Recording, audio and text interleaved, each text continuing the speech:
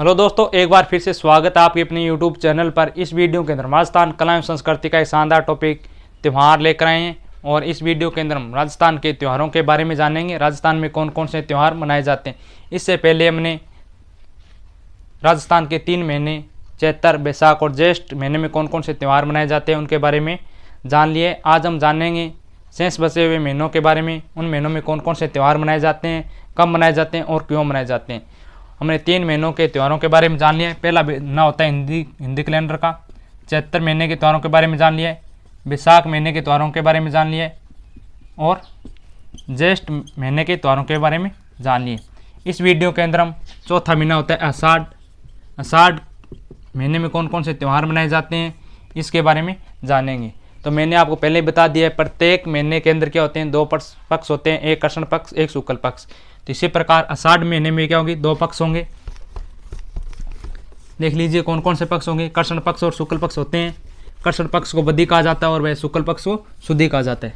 तो चौथा महीना हो गया आषाढ़। पहला पक्ष क्या आता है, कृष्ण पक्ष। कृष्ण पक्ष को क्या कहते हैं, बदी पक्ष भी कहा जाता है, बदी भी कहा जाता है। दूसरा क्या होता है, शुक्ल पक्ष, इसे शुद्धि भी कहा जाता है।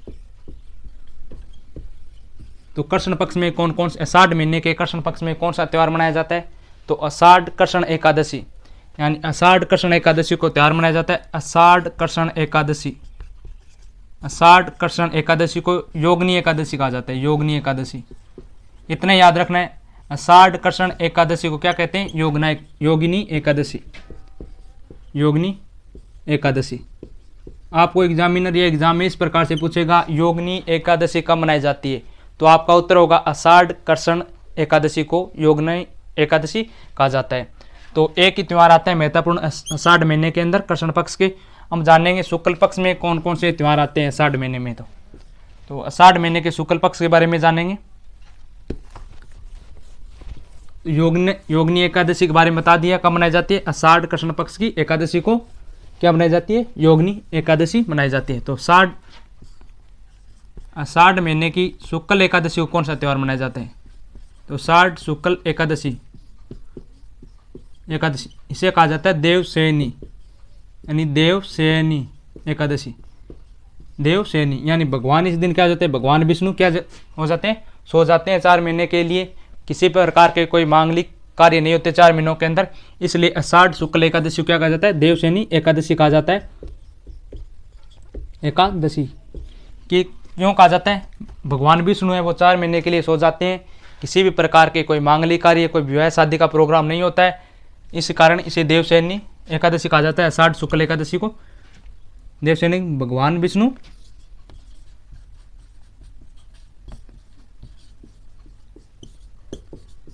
चार माह के लिए सो जाते हैं।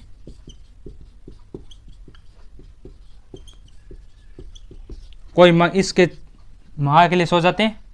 इन चार महीनों के अंदर कोई 4 माह में कोई मांगलिक कार्य नहीं होता, यानी ब्याह शादी का प्रोग्राम नहीं होगा, लिख कार्य नहीं होता, नहीं होता है। तो मैंने बता दिया देवशयनी एकादशी किसे कहा जाता है, आषाढ़ शुक्ल एकादशी को देवशयनी एकादशी कहा जाता है। क्यों कहा जाता है, भगवान विष्णु 4 महीने के लिए सो जाते हैं। इसमें देवशयनी एकादशी के बाद किसी भी प्रकार का मांगलिक कार्य नहीं होता, इस कारण इसे आषाढ़ शुक्ल एकादशी को देवशयनी एकादशी कहा जाता है। तो अब जानेंगे आषाढ़ पूर्णिमा। आषाढ़ पूर्णिमा, आषाढ़ पूर्णिमा को कौन सा त्यौहार मनाया जाता है, इसे सबसे पहले आषाढ़ पूर्णिमा को इंपॉर्टेंट लगाना, गुरु पूर्णिमा कहा जाता है। गुरु पूर्णिमा, गुरु पूर्णिमा के अलावा व्यास पूर्णिमा भी कहा जाता है इसे। और एक और कहा जाता है कोकिला व्रत पूर्णिमा, कोकिला व्रत पूर्णिमा। तो आषाढ़ महीने में 3 त्यौहार आते हैं महत्वपूर्ण। आषाढ़ कृष्ण एकादशी को मैंने बता दिया योगिनी एकादशी कहा जाता है। आषाढ़ शुक्ल एकादशी हो गया उसे देवशयनी एकादशी कहा जाता है। क्यों कहा जाता है इसके बारे में बता दिया। और आषाढ़ पूर्णिमा को गुरु पूर्णिमा कहा जाता है, व्यास पूर्णिमा कहा जाता है, कोकिला व्रत पूर्णिमा कहा जाता है। तो हमने आषाढ़ महीने के त्योहारों के बारे में जान लिया। अब जानेंगे श्रावण या सावन महीने में कौन कौन से त्यौहार आते हैं।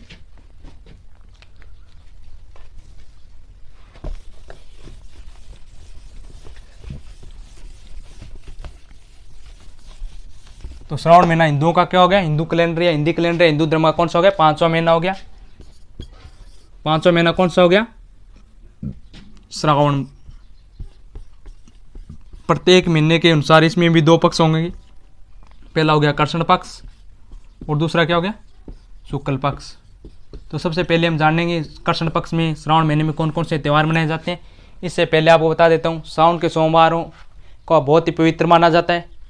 श्रावण महीने में भगवान शिव के व्रत रखे जाते हैं। भगवान शिव के व्रत रखे जाते हैं श्रावण महीने में। श्रावण के सोमवार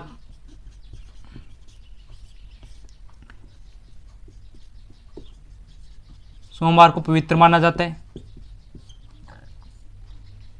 श्रावण सोमवार को क्या माना, पवित्र भगवान शिव के ना करते हैं। इस महीने के अंदर नवविवाहित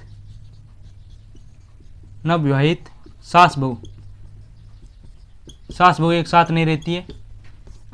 ऐसा माना जाता है कि अगर श्रावण महीने में अगर नवविवाहित वधू है या बहू है, अगर सास बहू दोनों साथ रहेंगे तो सास की मृत्यु हो जाती है। इस कारण नवविवाहित वधू और सास एक इस महीने के अंदर साथ नहीं रहते। भगवान शिव के व्रत रखे जाते हैं। श्रावण बहुत ही महत्वपूर्ण होता है। श्रावण महीने को बहुत ज़्यादा त्यौहार मनाए जाते हैं। तो हम जानते हैं पहले कृष्ण पक्ष से, श्रावण महीने में कृष्ण पक्ष में कौन कौन से त्यौहार मनाए जाते हैं। सबसे पहले महत्वपूर्ण त्यौहार आता है श्रावण महीने के अंदर नागपंचमी। श्रावण कृष्ण पंचमी को नागपंचमी कहा जाता है। क्यों कहा जाता है, नागों की पूजा की जाती है इस दिन, इसलिए नागपंचमी कहा जाता है। श्रावण कृष्ण पंचमी, श्रावण कृष्ण पंचमी क्या कहा जाता है, नागपंचमी। नागपंचमी कहा जाता है, नागों की पूजा होती है इस दिन। नागपंचमी से कहा जाता है, श्रावण कृष्ण पंचमी को नागपंचमी कहा जाता है। क्यों, नागों की पूजा होने के कारण। नागों की पूजा। नागपंचमी का मेला कहाँ लगता है, तो नागपंचमी का मेला जोधपुर में लगता है। तो नागपंचमी का मेला लिख लीजिए, नागपंचमी का मेला। नागपंचमी मेला कहाँ पर होता है, जोधपुर में बढ़ते हैं, याद रख लेना। कई जगह श्रावण कृष्ण पंचमी को नागपंचमी मनाया जाता है, तो कई जगह श्रावण शुक्ल पंचमी को नागपंचमी कहा जाता है। यह भी याद रखना आपको। नागपंचमी का मेला कहाँ पड़ता है, जोधपुर में बढ़ता है। किस दिन बढ़ता है, श्रावण कृष्ण पंचमी को नागपंचमी का मेला कहाँ पड़ता है, जोधपुर में। और कई जगह नोट लगाकर लिख लीजिएगा आप।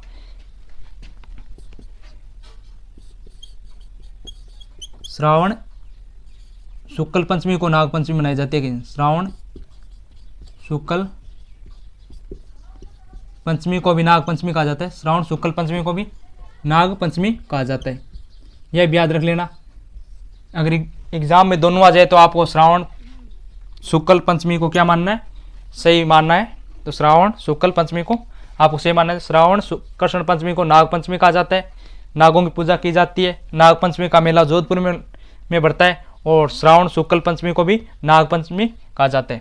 तो इसके बाद में जानते हैं श्रावण कृष्ण षष्ठी यानी छठ को क्या कौन सा त्यौहार मनाया जाता है। तो श्रावण कृष्ण छठ को ऊब छठ मनाया जाता है, जो बिहार का एक बहुत ही लोकप्रिय त्यौहार है। श्रावण कृष्ण षष्ठी यानी छठ। श्रावण की कृष्ण छठ को क्या कहते हैं, ऊब छठ कहा जाता है। ऊब छठ कहा जाता है। ऊब छठ क्यों कहा जाता है, कुंवारी लड़कियां होती है वो इस दिन खड़ी रहती हैं, सारे दिन खड़ी रहती है और रात को या चंद्रमा का दर्शन करके भोजन करती है। श्रावण कृष्ण षष्ठी को क्या कहते हैं, ऊब छठ कहा जाता है। क्यों कहा जाता है, कुंवारी लड़कियां इस दिन व्रत रखती है और चांद को देखकर क्या करती है, शाम को भोजन करती है।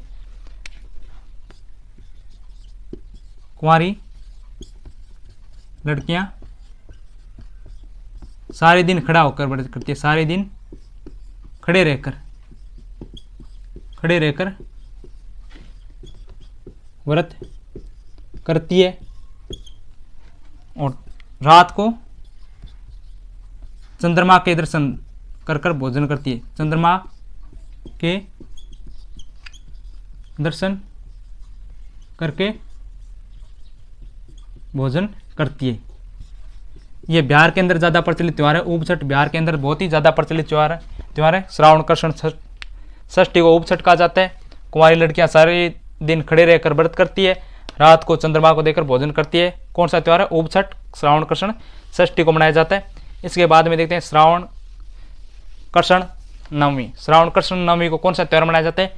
तो नेवला पूजन या निड्री नवमी कहा जाता है। तो श्रावण कृष्ण नवमी देख लेते हैं। श्रावण कृष्ण नवमी, श्रावण कृष्ण नवमी को क्या कहा जाता है? निड्री नवमी कहा जाता है, निड्री नवमी। और इस दिन क्या होता है? नेवला पूजन, नेवला पूजन। तो नागों के पूजन कब होता है? श्रावण कृष्ण पंचमी को नाग पंचमी, भाई श्रावण कृष्ण नवमी को निड्री नवमी कहा जाता है, नेवला पूजन होता है। इसके बाद में आता है श्रावण कृष्ण एकादशी। श्रावण कृष्ण एकादशी, श्रावण कृष्ण एकादशी क्या कहा जाता है? कामिका एकादशी, कामिका एकादशी कहा जाता है, कामिका एकादशी। कामिका एकादशी किसे कहा जाता है? श्रावण कृष्ण एकादशी को कामिका एकादशी कहा जाता है। कामिका व्रत एकादशी भी कह सकते हैं इसको। भगवान विष्णु का व्रत होता है कामिका व्रत, कामिका व्रत रखा जाता है, भगवान विष्णु से संबंधित होता है कामिका व्रत। भगवान विष्णु का व्रत कह सकते हैं इसे, भगवान विष्णु का व्रत किस दिन रखा जाता है? कामिका एकादशी को, यानी श्रावण कृष्ण एकादशी को कामिका एकादशी कहा जाता है। इसके बाद में आती है रावली अमावस्या, यानी श्रावण की अमावस्या, यानी रावली अमावस्या किसे कहा जाता है? श्रावण अमावस्या को रावली अमावस्या कहा जाता है। श्रावण अमावस्या, श्रावण अमावस्या, श्रावण अमावस्या क्या कहते हैं? रावली अमावस्या कहा जाता है, रावली अमावस्या, अमावस्या। रावली अमावस्या किसे कहा जाता है? श्रावण अमावस्या को रावली अमावस्या कहा जाता है। इस दिन घर में खीर और मालपुए बनाए जाते हैं, खीर व मालपुए बनाए जाते हैं। किस दिन मनाए जाते हैं खीर और मालपुए? श्रावण अमावस्या, यानी रावली अमावस्या को खीर और मालपुए मनाए जाते हैं। इसके बाद में जानेंगे श्रावण महीने के शुक्ल पक्ष में कौन कौन से त्यौहार मनाए जाते हैं। तो हमने जान लिया श्रावण महीने के कृष्ण पक्ष में कौन कौन से त्यौहार मनाए जाते हैं। अब जानेंगे श्रावण के शुक्ल पक्ष में कौन कौन से त्यौहार मनाए जाते हैं। श्रावण महीने के शुक्ल पक्ष में देख लीजिए कौन कौन से त्यौहार मनाए जाते हैं। शुक्ल पक्ष पहले आ गई रावली तीज या छोटी तीज। श्रावण शुक्ल श्रृंगारिक त्यौहार है ये। श्रावण शुक्ल तृतीया, श्रावण शुक्ल तृतीया इसे कहा जाता है रावली तीज, रावली तीज या छोटी तीज, रावली तीज या छोटी तीज कहते हैं। रावली तीज या छोटी तीज किसे कहा जाता है? श्रावण शुक्ल तृतीया। और श्रावण महीने के अंदर लेरिया उड़ा जाता है और लेरिया जयपुर का प्रसिद्ध है। श्रावण महीने में एक बहुत लेरिया उड़ा जाता है और लेरिया जयपुर का प्रसिद्ध है। श्रावण शुक्ल तृतीया को रावली तीज कहा जाता है, छोटी तीज कहा जाता है। श्रृंगारिक त्यौहार है ये, श्रृंगारिक त्यौहार है। छोटी तीज कौन सा है? श्रृंगारिक त्यौहार है ये। क्यों कहा जाता है? क्यों लेरिया उड़ा जाता है इस दिन।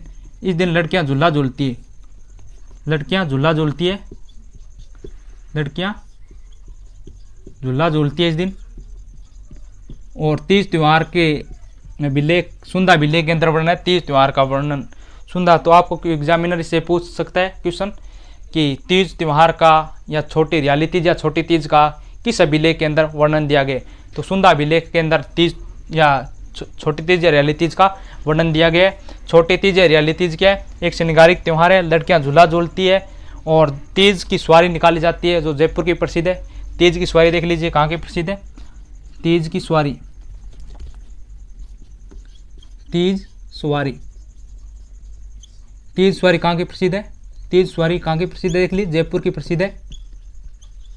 तीज सवारी देखने के लिए और गणगौर की सवारी देखने के लिए स्वाई प्रताप सिंह द्वारा हवा महल बनाया गया था। तो तीज की सवारी कहाँ की प्रसिद्ध है? जयपुर की प्रसिद्ध है। छोटी तीज या रावली तीज को क्या कहते हैं? श्रृंगारिक त्यौहार है, लड़कियां झूला झूलती है और तीज की सवारी जयपुर की प्रसिद्ध है। और सुंदा अभिलेख के अंदर इसका वर्णन दिया गया। सुंदा अभिलेख में वर्णन है। सुंदा तो आपको एग्जामिनर इस प्रकार से पूछ सकता है, सुंदा अभिलेख के अंदर किस राजस्थान के किस त्यौहार का वर्णन किया गया है। तो छोटी तीज या हरियाली तीज को वर्णन किया गया, सुंदर अभिलेख में वर्णन दिया गया है। तो श्रावण शुक्ल तृतीया को क्या कहते हैं? हरियाली तीज या छोटी तीज कहा जाता है। तो इसके बाद में देखते हैं राजस्थान में कौन सा त्योहार मनाया जाता है।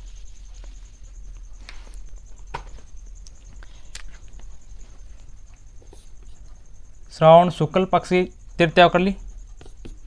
अब श्रावण पूर्णिमा का महत्वपूर्ण त्योहार आता है, श्रावण पूर्णिमा। श्रावण पूर्णिमा को क्या कहते हैं? सत्य पूर्णिमा, नारियल पूर्णिमा और रक्षाबंधन मनाया जाता है। श्रावण पूर्णिमा, सत्य पूर्णिमा भी कहा जाता है इस दिन इसको, और क्या कहा जाता है? सत्य पूर्णिमा, नारियल पूर्णिमा और रक्षाबंधन त्योहार भी इस दिन मनाया जाता है। नारियल पूर्णिमा और रक्षाबंधन त्योहार मनाया जाता है। रक्षाबंधन मनाई जाती है इस दिन। और क्या काम मनाया जाता है? यज्ञोपवीत संस्कार किया जाता है। हिंदुओं का संस्कार है वो यज्ञोपवीत संस्कार करते हैं, जनेऊ धारण का संस्कार होते हैं, यज्ञोपवीत संस्कार।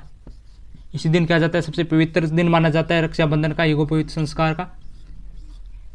तो श्रावण पूर्णिमा को सबसे पहले याद रखना है, श्रावण पूर्णिमा को रक्षाबंधन मनाई जाती है। इसे सत्य पूर्णिमा भी कहा जाता है, नारियल पूर्णिमा भी कहा जाता है और यज्ञोपवीत संस्कार भी कहा जाता है। यानी जनेऊ धारण करवाई जाती है बालक को, जनेऊ धारण, इसे जनेऊ धारण भी कह सकते हैं, जनेऊ धारण करवाई जाती है। तो अलग अलग जाति में अलग अलग टाइम पर यह जनेऊ धारण करवाई जाती है। तो सबसे पहले देखते हैं ब्राह्मण में कितने वर्ष के बालक को जनेऊ धारण करवाई जाती है? तो ब्राह्मण के 8 वर्ष का बालक हो जाए उसको जनेऊ धारण करवाई जाती है, यज्ञोपवीत संस्कार किया जाता है। दूसरा आता है क्षत्रिय, यानी क्षत्रिय को 10 वर्ष के बालक की क्या करते हैं?